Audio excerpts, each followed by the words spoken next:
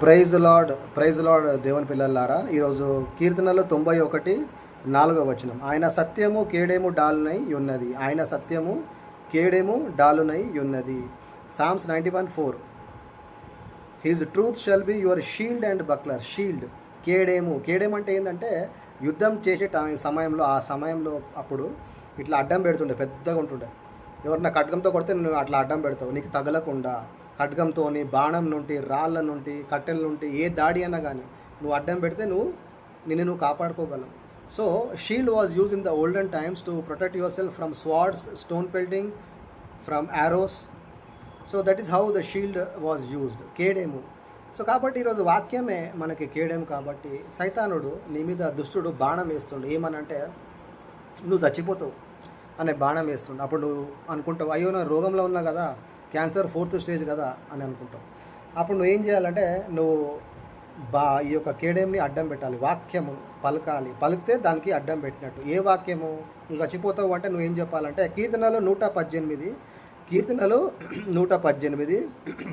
17వ వచనం, నేను సావను సజీవుడనై యెహోవా క్రియలు వివరించేదను. నేను సావను సజీవుడనై యెహోవా క్రియలు వివరించేదను. So you have to use Psalms 118:17 verse, which says, I will not die but I will live and proclaim the gospel of God. I will not die but live and proclaim the greatness of God. Because we have to use this word when the devil is telling you, you will die of this cancer or this situation, you will not come out.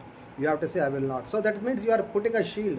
ఆ విధంగా పలికినప్పుడు నువ్వు ఒక దాలుని అడ్డం పెడుతున్నావు. వాక్యంతో నువ్వు దాన్ని మళ్ళా ఓడిపించాలి, దేన్ని? సైతాన్ని. సో వాక్యంని ఉపయోగించాలి.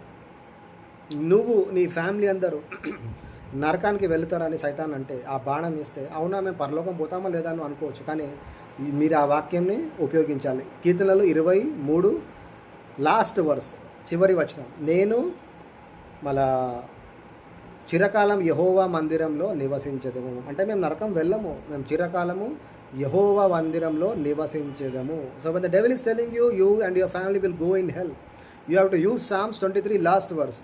I will not, we and our family, we are going to live in the presence of God.